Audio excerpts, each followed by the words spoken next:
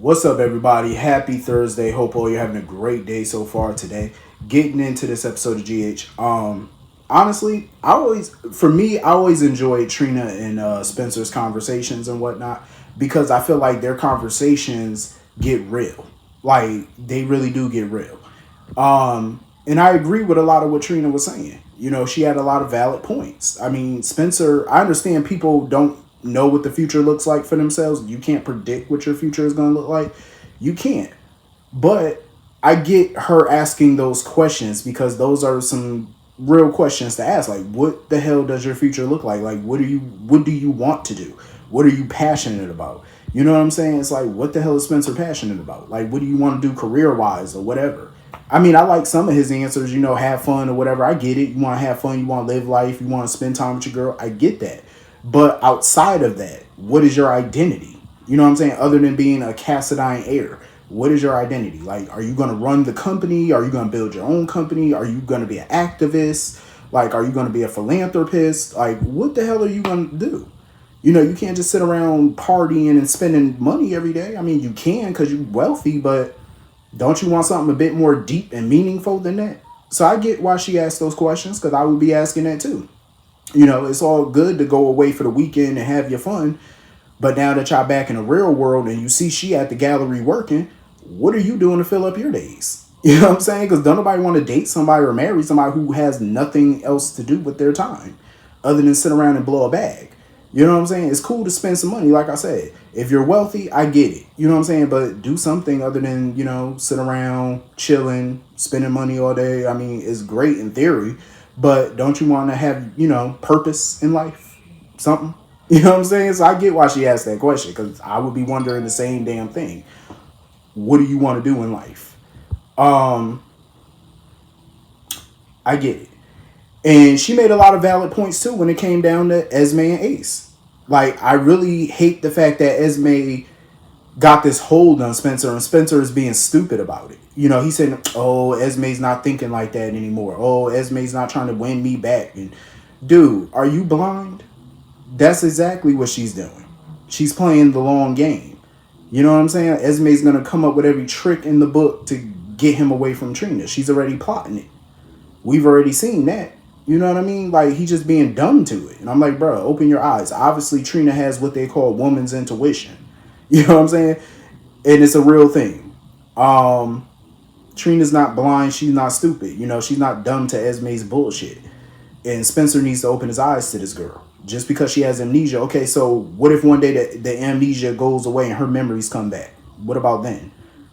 Just because she's doing good now, so what? That doesn't erase everything that she's done.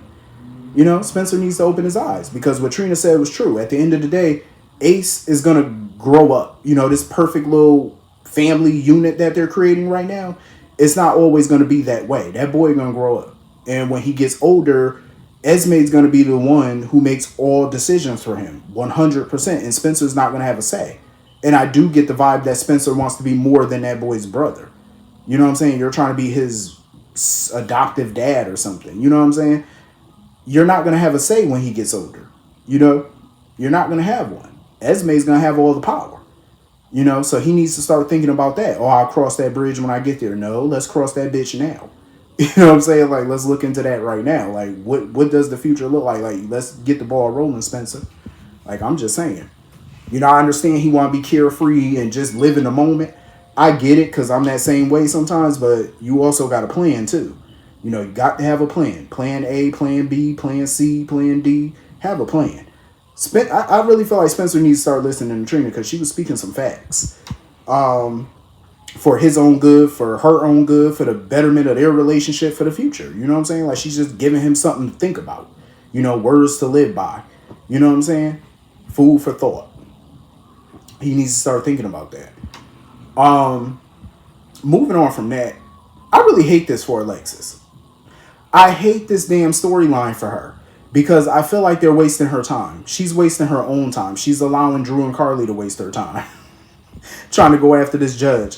You know how many other important stories she could be writing about? The fact that Cyrus Renault is free? You could be writing about that. You know what I'm saying? That'd bring so much traffic to her magazine, to her newspaper or whatever she run. It'll bring a lot to the Invader. Like, write about stuff like that. Why are you wasting your time trying to pin some shit on a judge just to help Drew, who's actually guilty? Why are you wasting your time with that nonsense? Why? For what? This is beneath Alexis. Seriously. I hate this for her because she deserved better. And also, I feel like her doing this interview with this judge is not going to get her the results that she thinks it's going to give her. You know what I'm saying? Like, oh, I'm going to butter him up. Oh, I'm going to get him to talk about himself and build up his ego. And this, it's not going to work. I don't feel like this is going to go the route that she thinks it's going to go. I don't think it will. I think it has the potential to backfire. Could it work? Sure. But I still think it's going to backfire on her. She may be in the driver's seat right now, but I feel like that judge going to pull out the double whammy on you. And I love hearing her say that she missed the courtroom, because I know she do. And my whole thing is, if she missed the courtroom, why don't she just talk to Diane and get her license reinstated? She could always get her law license back. Diane already said she could help her. You know what I'm saying? I would do it. Even though I do like Alexis in this new career, because I think that it fits her as well. But I do miss Alexis kicking ass in the courtroom too. That's definitely something I miss. But I could see why she would stay at the Invader. I mean, there ain't a lot of courtroom battles going on right now anyway. So I could see why she, staying put. I get it. I just wish that she would get out from under this Judge Kim nonsense, because it is totally beneath her. So anyway, moving on from that, I'm glad, Valentine done caught Laura up on all the nonsense that's going on with that little girl. Laura need to talk some sense into her. And I'm glad Laura quickly figured out that this got Victor written all over it, because it sure do. You know what I mean? They need to get her an intervention, a therapist or something. I agree with Laura to an extent. I'm still on the fence about the whole her causing a fire at Anna's house. I'm still on the fence about that, because I'm not sure if she's totally guilty of that or not. I'm still having a hard time believing it. That kid could just set a whole house on fire. I'm having a hard time buying that. Trash in the room, that's more believable. Even Laura agreed to that. She was like, yeah, that's something that I believe she would do. Burning a whole home down? I don't think, come on. That little girl can't be that psychotic now. She can't be that angry and that influenced and that crazy to burn down a whole home. You can't. I mean, I keep trying to rationalize it, but then again, she is Victor's granddaughter, and also she got some Helena in her too.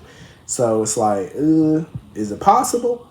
It's slightly possible to me, but I'm gonna need more evidence on that house fire. The trashing of the room, she definitely did that. The burning down the house, I need more evidence first. I need something concrete, because right now we ain't got nothing concrete. Hopefully Laura could spring into action and help her. Help her granddaughter, because I know Laura gonna move heaven and earth to try to help her. You know what I'm saying? Especially, while Lulu's out of commission and stuff, I'm pretty sure she's gonna feel like she, has to step up even more now to try to help this girl. So hopefully they could do something. Hopefully. Confront her, do something. Get her, talk to Kevin. Maybe Kevin could hypnotize her or something, or deprogram her, or do something, or get them damn tarot cards away from her. Like, do something. So anyway, moving on from that, I totally agree with Felicia. I feel like Maxie needs to fix these things with Sasha and with BLQ. I think she do. As far as BLQ, I feel like she definitely need to forgive BLQ. Was BLQ fucked up? Yes. Should BLQ have come to Maxie and told her? Yes.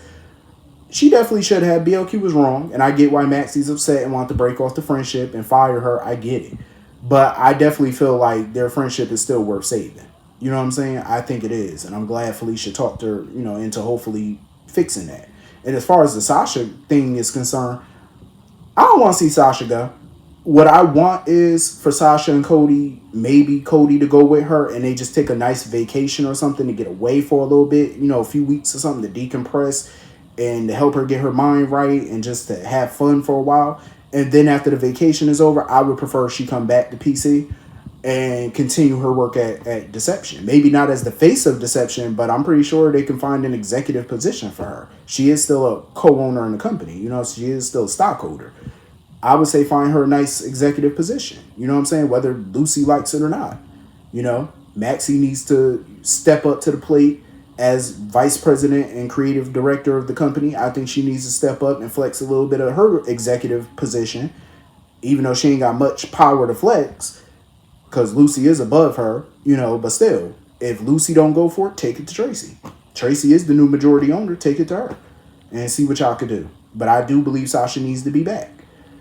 So anyway, moving on from that.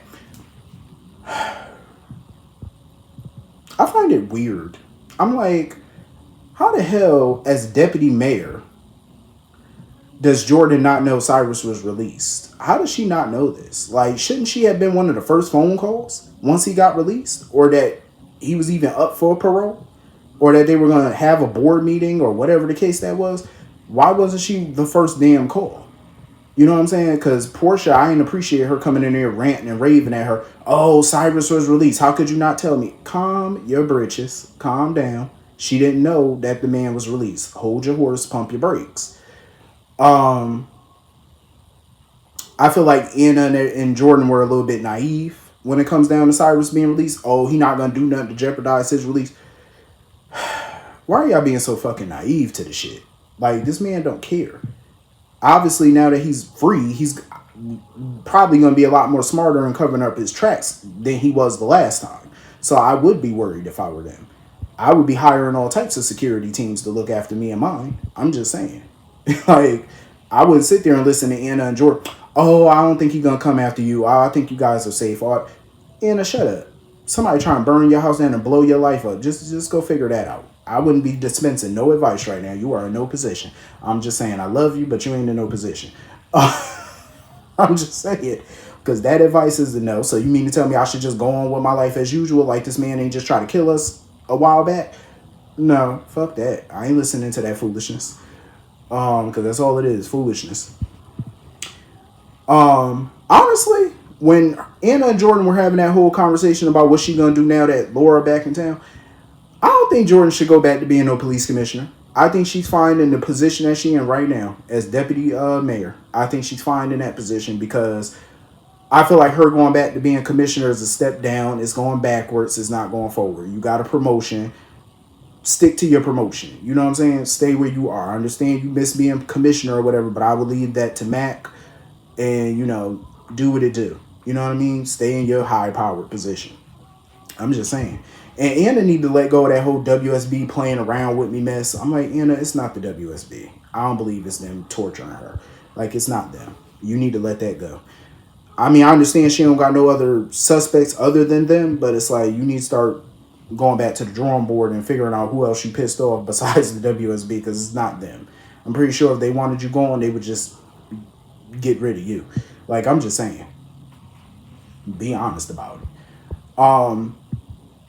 So anyway, moving on from that. Why are we not getting scenes of Molly and TJ and this surrogacy stuff? It's like they just talk about it in passing or whatever. Like Finn asking him questions about it. Oh, it's good. We got the ultrasound. Why are we not seeing it? Like, because I want to see more of this surrogate that they got because I don't trust her. So I want to see that develop. You know what I'm saying? I don't want to see no more of these off-screen storylines. Like, bring them to the forefront. You know what I mean? Like, I think it'd be more interesting to actually see it than to just hear about it in passing. I just think that's crazy. Finn and Elizabeth, I'm not gonna lie, they don't do it for me. They don't. I mean, I'm happy for Elizabeth that she finally got a man that only got eyes for her, and he ain't got no crazy ex that he thinking about right now or whatever. And they want to spend time with each other and go away. I get it, but I just don't see sparks with them. Like, that's my only. I try. I'll sit and watch a whole episode with them and try to get a feeling for them. For me, I just don't. Maybe everybody else feel a different way, which is cool. We all like who we like and what we like, but I don't feel it for them. As far as being a sustainable couple, I don't see the chemistry at all. I just don't feel like it's there. But anyway, that was pretty much the whole episode. Hit the comment section. Let me know what you all thought, and I will see you all later. Have a great night. Peace.